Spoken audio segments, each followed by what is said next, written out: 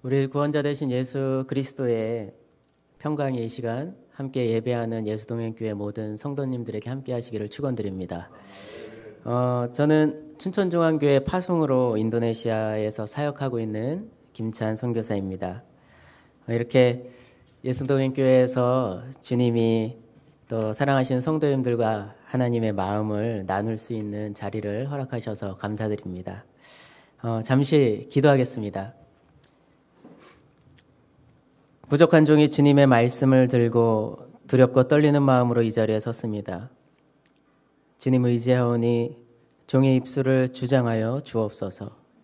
이 시간 말씀을 전하는 종이나 듣는 모든 주님의 자녀들의 영과 마음을 열어주셔서 말씀이 우리 삶의 귀한 양식이 되게 하옵소서. 예수님의 이름으로 기도합니다. 반갑습니다. 제가 예수동행교회에 몇 번 왔었습니다. 잘 이렇게 인사를 공개적으로 드린 적이 없어서 많이들 잘 모르실 텐데요. 또 오늘 우리 김세 목사님이 또 매월 5째 주가 있는 주간에 이렇게 또 함께 또 은혜를 나누는 시간을 마련한다고 하셔서 저에게 또 귀한 기회를 주셔서 이렇게 여러분 앞에 섰습니다. 오늘 우리가 함께 아까 말씀 나눠주신 시편 62편 1절과 2절에 있는 말씀으로 우리가 함께 주님의 우리에게 허락하시는 마음을 함께 나누기를 원하는데요. 한 번 더 우리 한 목소리로 읽어봤으면 좋겠습니다. 우리 시편 62편 1절과 2절 말씀 우리 한 목소리로 읽겠습니다.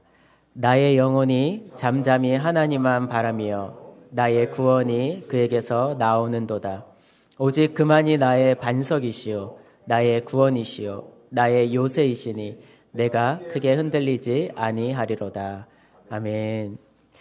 제가 가진 성경에는 시편 62편은 다윗의 시, 그리고 인도자를 따라 여두둔의 법칙에 따라 부르는 노래라고 소개되고 있습니다. 여러분 잘 아시는 것처럼 150편에 달하는 시편은 다양한 저자들에 의해서 지어졌는데요. 그 중에 절반에 해당하는 73편에서 75편 정도가 다윗이 지어진 걸로 이렇게 알려져 있습니다. 많은 경우 다윗은 자신이 처한 상황에서 그 당시에 본인 느끼는 느낌과 감정들을 믿음의 고백으로 주님 앞에 이렇게 고백하는 내용으로 기록을 했는데요. 오늘 본문인 62편은 학자마다 지어진 시기에 대해 혹자는 아들 압살롬에게 쫓기던 시절에 지어졌다고도 하고 또 어떤 이들은 아니다, 그 배경은 알 수가 없다라고 하는 등 아직 의견이 많이 분분하지만 그보다 오늘 우리가 주목해서 생각해 보아야 할 것은 이 시를 쓸 당시에 다윗은 어떤 상황이었는가입니다. 그때가 아들에게 왕위를 위협받는 상황이었든 아니면 주변 국가의 침략을 당해 어려움을 겪었던 상황이었든 관계없이 오늘 시편 62편이 전해주는 다윗의 상황은 이어서 3절, 4절에서 이야기하는 것처럼 다양한 방법으로 죽음의 위협 가운데 있을 때 쓰여졌다는 사실입니다. 그렇습니다. 다윗은 지금 누군가에게 죽음의 위협을 받고 있을 뿐만 아니라 온갖 거짓과 속임수로 왕위까지 위협받고 있는 극한 상황에 놓여져 있습니다. 자신이 언제 죽을지 모르는 절체절명의 순간에 다윗이 주님께 드리는 믿음의 고백을 이 시간 함께 묵상하면서 그 믿음이 우리의 믿음으로 고백되어지는 시간이 되기를 주님의 이름으로 축원드립니다. 오늘은 저희 가족 이야기로 좀 시작을 해보려고 합니다. 저희 가족은 2021년이 되는 올해 저희가 선교사로 인도네시아 나간 지 만 10년이 되는 해입니다. 제 사진 한 장 좀 보여주시겠습니까?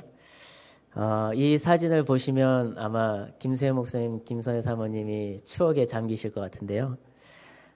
저희가 처음에 인도네시아 선교사로 나갔던 2011년 8월에 집 앞에서 저희 첫 아이 아세리와 함께 찍은 사진이에요. 아까 김세 목사님이 잠깐 얘기하셨던 것처럼 안식년으로 한국에 돌아오시고 저희가 바톤 터치를 하고 간 곳이 우리 김세 선교사님 가정이 머물던 집 그리고 사용하시던 차를 저희가 이어받아서 인도네시아에서의 첫 삶을 시작했습니다. 파송교회는 춘천중앙교회가 제 모교회인데요. 저희 교회가 당시에 가지고 있던 기도원이 있었습니다. 그때 우리 김세 목사님 가정이 전도사님으로 부임하셔서 제가 고등학교 시절에 첫 인연을 맺게 되었고 제가 대학생이 되던 해에는 제 본교회 청년 담당 목사님으로 부임을 하시게 되셨습니다.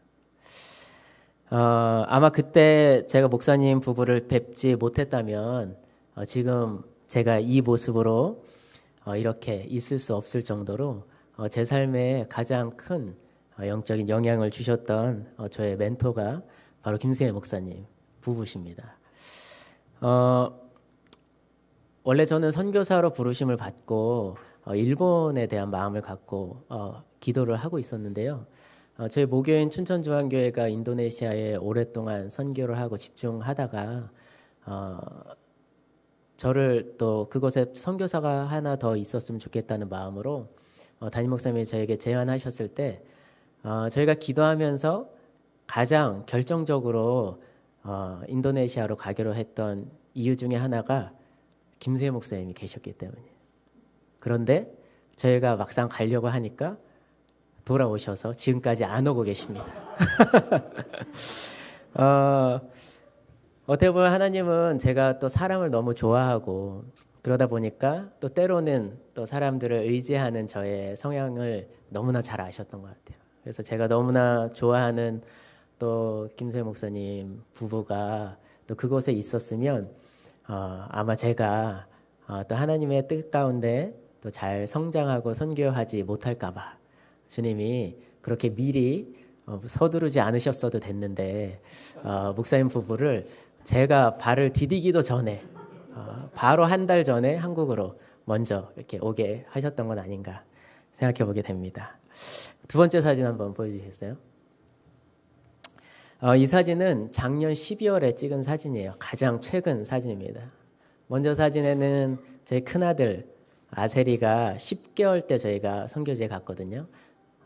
그리고 그 후에 3년 뒤에 2013년에 저희 둘째 아론이가 태어나게 됐고 지금은 첫째 아이가 초등학교 5학년, 둘째 아이가 초등학교 2학년 나이가 되었습니다. 저 사진은 저희 장인어른 생신 때 처음으로 저희 이 처가 식구들이 함께 모여서 이 가족 사진을 찍을 때 저희도 이렇게 따로 가족 사진을 찍은 사진이에요. 그때가 저희 아내가 항암을 시작하기 바로 전입니다. 지금은 저런 아름다운 머릿결을 가지고 있지 않습니다. 항암의 후유증으로 지금 탈모가 있어서 이제는 머리카락 한 털도 남지 않아서 주님은 우리의 머리털 하나도 세시는 그 부담감을 덜어드리고 있죠. 제가 인도네시아 간지 한 꼭 9년이 됐을 때 파송교회에서 배려해 주셔서 제가 2019년 9월에 선교지를 나간 지 처음으로 안식월의 시간을 갖게 되었습니다. 안식월로 시작해서 안식년의 시간으로 바뀐 2020년 9월 1일에 사역지인 인도네시아로 다시 돌아갔었습니다. 출국하기 하루 전인 8월 31일 밤에 모든 준비를 마치고 아내가 갑자기 저를 부르더니 가슴에 뭔가 잡힌다는 겁니다. 그래서 보니까 정말 가슴 위쪽에, 오른쪽 가슴 위쪽에 콩알 만한 것이 만져졌습니다. 제가 조금 전에 안식월이 안식년으로 바뀌었다고 말씀드렸죠. 본래 계획은 5월에 만료를 앞둔 비자 연장을 위해서 9월에 시작하여 4월 말까지 대략 7개월 정도의 안식월을 마치고 사역지에 복귀하려고 하였었습니다. 그런데 우리 모두가 지금까지 겪고 있는 이 코로나로 인해서 하늘길이 막히고 비자 연장을 못한 채 기도하면서 한국에 머무르다가 주님의 은혜로 8월 중순쯤 갑자기 비자 서류가 발급되면서 급히 돌아가게 되었습니다.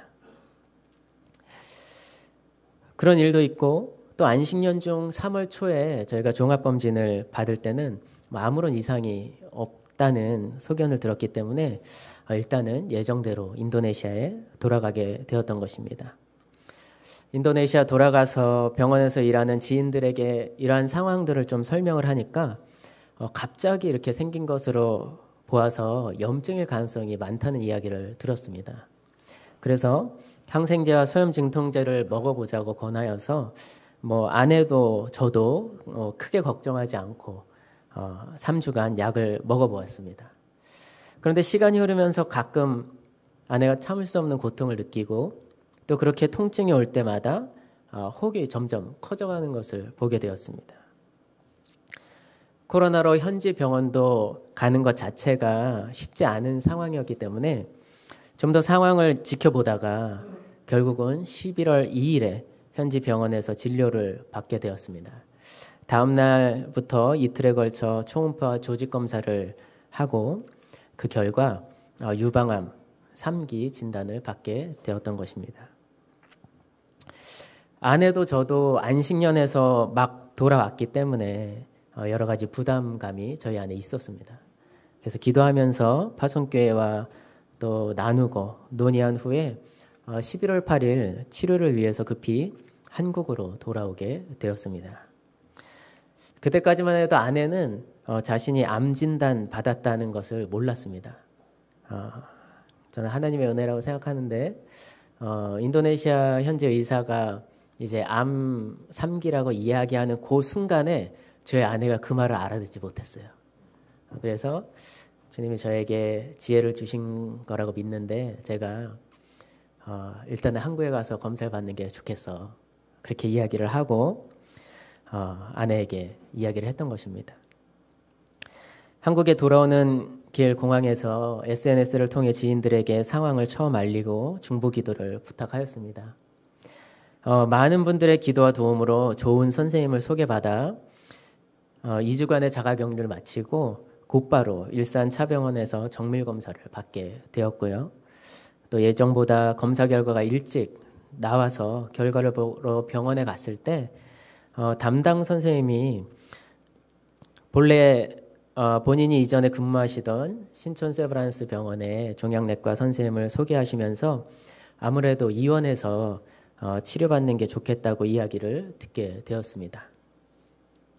그래서 검사 결과를 물으니 어렵게 입을 떼시면서 3중 음성 유방암으로 이미 간과 폐로 전이가 되어서 저희 병원에서는 더 이상 도와드릴 수 없어 죄송합니다. 신촌에서도 잘 도와드리도록 부탁해 두었습니다. 라는 말을 듣게 된 것입니다. 그리고 찾아간 세브란스에서 아내가 담당 교수님께 담대하게 정확하게 지금 어떤 상태인지 물었습니다. 그랬더니 교수님께서 조금은 퉁명스럽게 3중 유방암 말기로 상황이 좋지 않습니다. 데이터로 말씀드리면 1년 반에서 2년 사실 수 있을 겁니다. 왜 이렇게 늦게 오셨어요? 라는 답을 듣게 되었습니다. 진료실에서 나오는데 정말 눈앞이 캄캄해지면서 두려움이 제 마음을 엄습하기 시작했습니다. 그러다가 하염없이 눈물을 흘리고 있는 아내를 보게 되었고 어떤 말로도 위로를 해줘야 할지 잘 떠오르지가 않았습니다.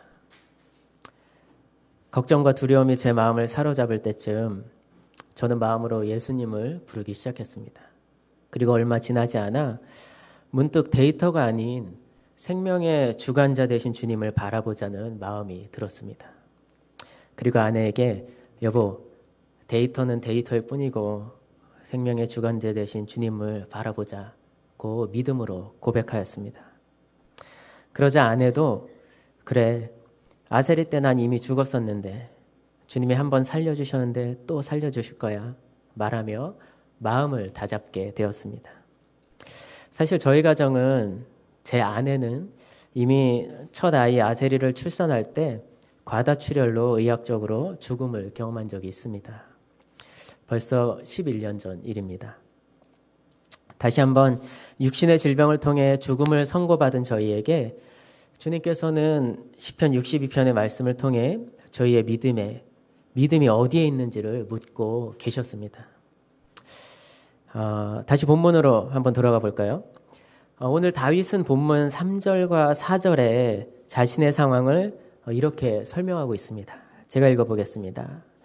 넘어지는 담과 흔들리는 울타리 같이 사람을 죽이려고 너희가 일제히 공격하기를 언제까지 하려느냐.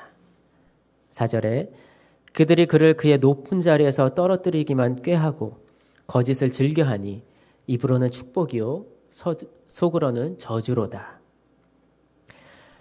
넘어지는 담과 흔들리는 울타리. 지금 다윗이 마주하고 있는 상황입니다.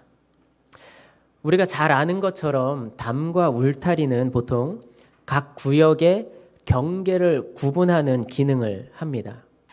뿐만 아니라 외부로부터 내부를 보호하기 위해 이렇게 세우기도 하죠. 여러분 한번 상상해 볼까요? 요즘 우리가 흔히 볼 수 있는 개인주택들의 담장 옆을 우리가 지나고 있다고 한번 상상해 봅시다. 그런데 갑자기 땅이 흔들리고 담장이 흔들리면서 그 담이 내 쪽으로 무너질 것 같은 상황이라면 우리는 어떤 마음이 들까요? 아마 누구나 먼저는 무섭고 두려운 마음이 들 것입니다. 그리고 그런 상황에 몸이 굳어져서 피할 생각조차 못하게 될지도 모릅니다. 제가 그랬습니다. 인도네시아에서 검사 결과를 처음 듣던 날 머릿속에 하얗게 되면서 무슨 일을 어떻게 해야 할지 정말 몰랐습니다. 눈앞이 캄캄하고 저의 생각은 벌써 아내가 죽으면 어떻게 하는지 라는 걱정과 근심 속에 빠져들고 있었습니다. 집에 돌아오는 차 안에서 그런 저를 보며 아내가 이야기했습니다. 그땐 본인이 암인지 몰랐을 때죠. 여보 왜 그래? 에이 별일 있겠어? 설마 암이겠어? 괜찮아. 인도네시아 병원은 오진이 많으니까 한국 가서 제대로 검사하고 치료받으면 되잖아. 애써 자위하며 멍하니 있는 남편을 위로하는 아내의 말에 어찌나 눈물이 났는지 모릅니다. 그렇게 저는 두려움 가운데 아내 앞에서 제대로 한마디 표현도 못하고 있었습니다.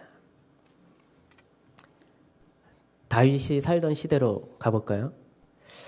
그 당시에 담장은 곧 성벽입니다. 외세의 침입을 방어하기 위해 지어진 성벽은 그 밖에서는 도저히 안을 볼 수 없을 정도로 높이 쌓아져 있었습니다. 그런데 얼마나 많은 공격이 있었으면 그 성벽이 흔들리고 넘어질 것 같다고 다윗은 이야기합니다. 다윗은 그 상황에서 우리와 마찬가지로 무서움과 두려움이 마음에 들었을 뿐 아니라 죽음의 공포가 그를 엄습하고 있었습니다. 우린 그렇게 갑자기 찾아온 외부로부터의 위협에 겁에 질려 움츠러들기도 하고요. 때로는 두려움에 우리의 마음을 빼앗기기도 합니다. 그러다 보면 어느덧 죽음의 공포에 자신을 내어주기도 하죠. 그뿐입니까? 성문 밖에서는 외세의 끊임없는 공격으로 성벽을 무너뜨리려고 하는 그때에 성문 안에서는 다윗의 왕위를 탐하는 그를 왕위에서 내려오게 하기 위해 온갖 거짓과 술수로 서슴지 않고 있었다고 다윗은 말하고 있습니다. 그들이 누구입니까? 다윗이 왕위에 오르기까지 오랜 세월 모진 고난과 핍박을 받던 그 자리에 함께 있던 자들입니다. 어쩌면 누구보다 다윗을 잘 아는 그들이 지금 그를 높은 자리에서 떨어뜨리기만을 꾀하고 거짓을 즐겨하는 자들로 다윗을 조롱하고 있습니다. 다윗의 마음이 어땠을까요? 외세의 침입으로 죽음의 공포가 그 마음을 사로잡으려나 하는 그때에 그러한 상황에 처한 것도 모자라 자신을 잘 아는 이들이 함께 힘을 합쳐 이겨내는 것도 모자란데 오히려 자신에 대해 온갖 거짓을 서슴지 않는 배신을 보며 깊은 절망으로 빠져들고 있지 않았을까요?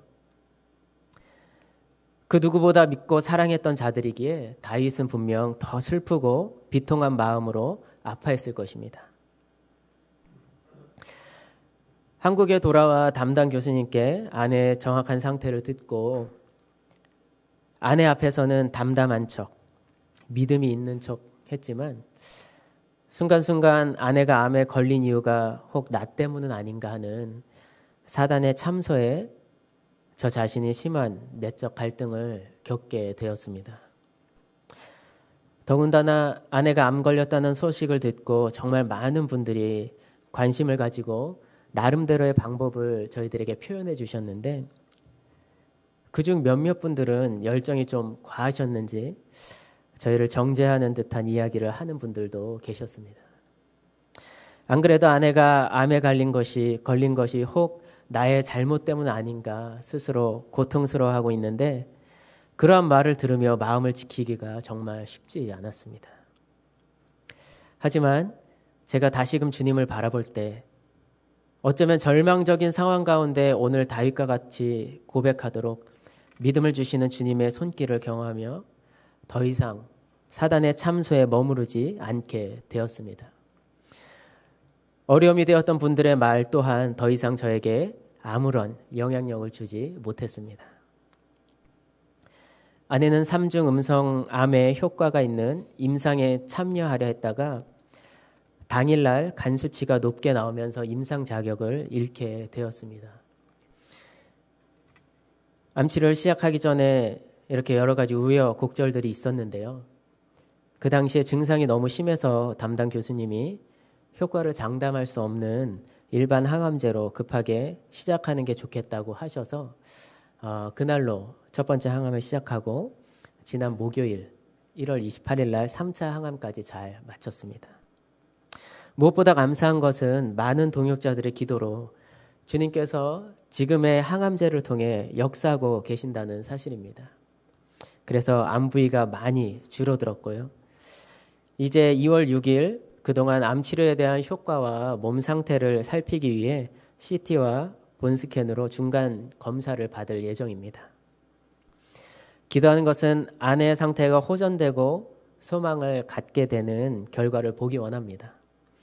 아직 끝이 어디인지 알지 못하는 길은 하루하루를 믿음으로 걷게 하시는 주님을 날마다 찬양하고 있습니다.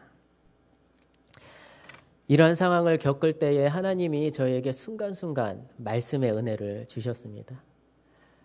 다윗이 그동안 수없이 경험했던 전투들을 통해서 하나님의 살아계심과 역사하심을 고백했던 것처럼 하나님께서는 저희 두 사람이 살아왔던 지난날의 삶을 통해서 우리들의 삶에 허락하신 그 주님이 어떤 분이신지 저희로 하여금 저희의 입술로 하여금 하나하나씩 고백하게 하고 계십니다. 다윗이 믿음으로 고백한 오늘 본문을 우리 다시 한번 읽어볼까요? 우리 1절과 2절 우리 다시 한번 우리의 믿음을 담아서 읽어보도록 하겠습니다. 시작. 나의 영혼이 잠잠히 하나님만 바라며 나의 구원이 그에게서 나오는도다. 오직 그만이 나의 반석이시요 나의 구원이시요 나의 요새이시니 내가 크게 흔들리지 아니하리로다. 아멘. 그동안 다윗은 외부의 위협으로부터 수없이 죽음의 문턱을 넘는 경험을 하였습니다. 그런 다윗이 이번에는 성문 밖뿐 아니라 성문 안에서 자신을 죽음으로 몰아가고 있습니다. 이러한 절체절명의 상황에서 다윗이 선택한 것은 생명의 주관자 되신 주님을 신뢰하는 것이었습니다. 그는 자신이 가지고 있는 힘과 경험으로 지금 마주한 상황을 능히 이겨내고 해결할 수 있었습니다. 여전히 자신 곁에 있는 신하들로 내부에서 자신을 참소하는 자들을 숙청하고 다시 한번 군대를 일으켜서 외부의 적과 맞서 물리쳤을 것입니다. 왜냐하면 다윗이 통치하던 시대는 역사상 이스라엘이 가장 위대하고 강했던 시절이기 때문입니다. 그런데 다윗은 그렇게 하지 않았습니다. 본인의 경험과 본인의 힘을 의지하지 않았던 것입니다. 오히려 잠잠히 주님 앞에 머물기로 선택하였습니다. 다윗이 그렇게 할 수 있었던 이유가 무엇입니까? 다윗은 평생의 삶을 통해 하나님이 어떤 분인지 너무나 잘 알고 있었기 때문입니다. 평생의 삶을 통해 어린 시절 부모님의 양을 치면서 경험했던 그 수많은 경험들과 다윗 골리앗 앞에 섰을 때 하나님이 역사하셨던 것들, 그리고 왕으로 기름 부음 받으면서 사울 왕에게 쫓기고 수없이 자신을 따르는 소외되고 가난하고 슬픔에 젖은 자들과 그 광야를 헤맸던 그 순간들, 그리고 한 번도 패하지 않고 계속해서 하나님이 일하셔서 겪었던 수많은 이방 민족들과의 전쟁들을 통해서 다윗은 하나님이 어떤 분이신지 너무나 잘 알고 있었던 것이죠. 그래서 그는 고백합니다. 주님은 나의 반석이십니다. 주님은 나의 구원이십니다. 주님은 나의 요새이십니다. 그분이 나의 주님이시기에 나는 크게 흔들리지 않는다고 오늘 다윗은 고백하고 있습니다. 아멘. 사랑하는 성도 여러분, 아멘으로 여러분 고백하시겠습니까?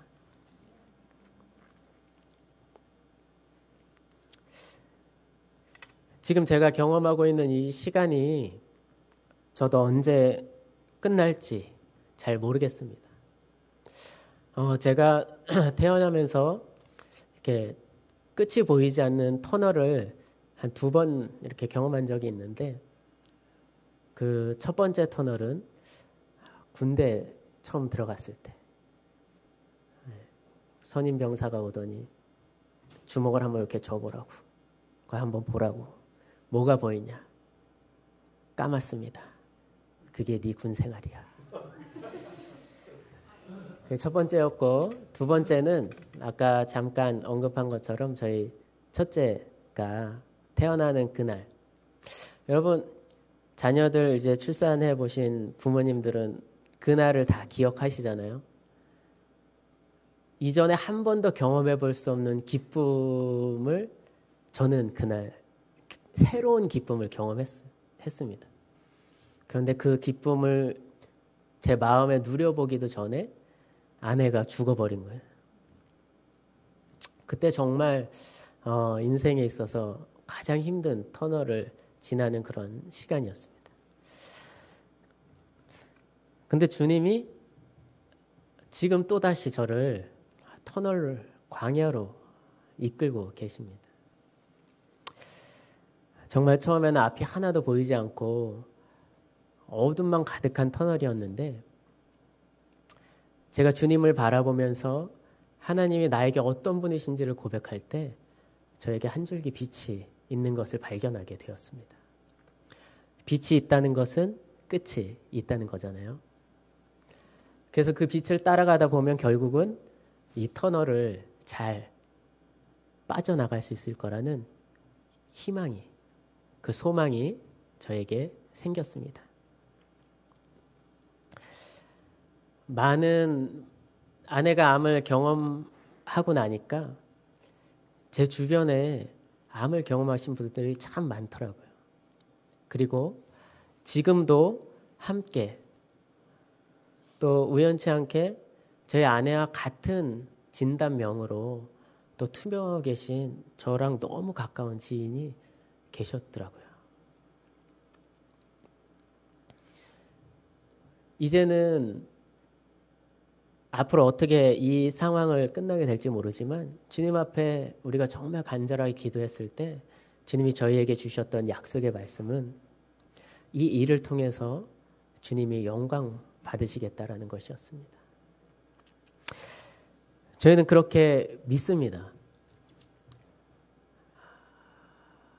제 말씀을 묵상하는 가운데 다니엘서를 묵상하게 됐는데, 다니엘서 3장에 보면 느부갓네살 왕이 만든 금 신상에 정해진 시간에 모두 절하도록 명령이 내려가죠. 그때 또 그들을 시기하고 질투했던 자들이, 갈대아 사람들이 포로로 바벨론에 잡혀왔지만 또 지도자로 세워져 있는 사드락과 메삭과 아벳느고가 그 명령을 어기는 것들을 보면서 왕에게 고소하는 장면이 나옵니다. 그 형벌은 실로 대단했습니다. 매섭게 타오르는 풀무불에 던져지는 형벌이었죠. 느부갓네살은 그들이 어떤 이들인 것을 알았기 때문에 다시 한번 기회를 줍니다. 지금에라도 너희가 이 금신상에 절하면 내가 너희들을 용서하겠다. 그런데 사드락과 메삭과 아벳느고는 어떻게 고백하죠? 왕이여, 그런 일은 절대로 없을 것입니다. 우리는 우리의 유일한 신은 전능하신 하나님이십니다. 우리가 풀무불에 던져졌을 때 주님께서는 반드시 우리를 구원하실 것입니다. 하지만 그리 아니하실지라도 우리는 여전히 주님을 찬양합니다. 라는 그 고백을 묵상하게 되었습니다. 그때 주님이 저에게 물으시는 것 같았어요. 자냐, 너가 정말 가장 사랑하는 아내를 데려간다 해도 너 괜찮겠니? 지금 너가 나에게 고백하는 그 믿음으로 계속해서 내가 너에게 허락한 사명을 감당할 수 있겠니? 제가 뭐라고 대답했을까요? 지금 저 할 수 없습니다. 못할 것 같습니다. 라고 고백했습니다. 그런데 주님이 그때 말씀하시는 거예요. 내가 이 일을 통해서 너에게 영광 받기를 원한다. 너희 가정에게 영광 받기를 원한다. 그때 저에게 담대한 믿음이 생겼습니다.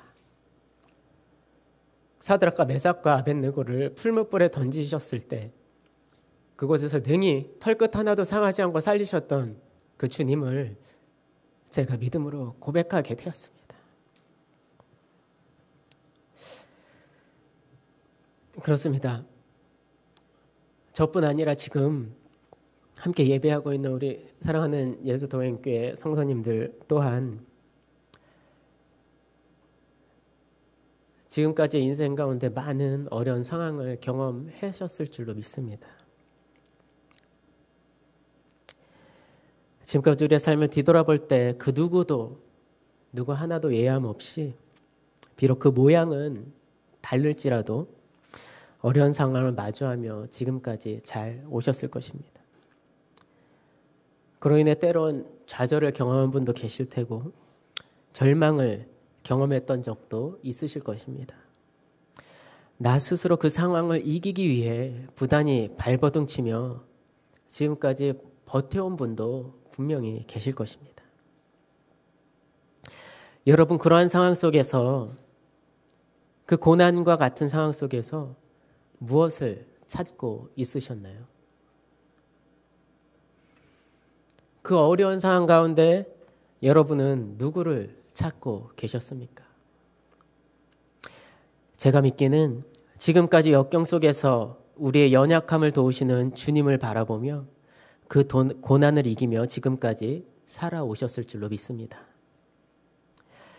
제가 어제 설교를 준비하면서 예수동행교회 홈페이지에 들어가 보았습니다. 그곳에 교회를 소개하는 글을 보게 되었는데요.